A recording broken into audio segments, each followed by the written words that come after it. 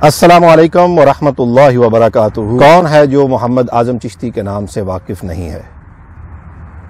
फरमाते हैं मेरा आका भी है वो रहबरे गमखार भी है।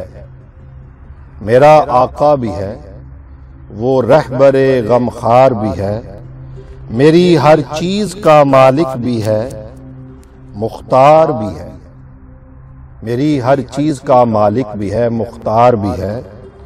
शाह अफलाक भी है, सैयद अबरार भी है। शाह अफलाक भी है, सैयद अबरार भी है। हक का महबूब भी है, हक का परस्तार भी है। हक का महबूब भी है, हक का परस्तार भी है। हक का बंदा भी है और महरम असरार भी है। हक का बंदा भी है और महरम इसरार भी है। दोनों आलम की हकीकत से खबरदार भी है। हक का बंदा भी है और महरम इसरार भी है। दोनों आलम की हकीकत से खबरदार भी है। तिश्नगी रूहो दो आलम की बुझाने वाला। तिश्नगी रूहे दो आलम की बुझाने वाला। तिश्नगी रूहे दो आलम की बुझाने वाला।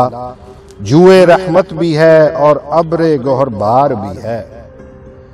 जुए रहमत भी है और अब्रे गोहरबार भी है।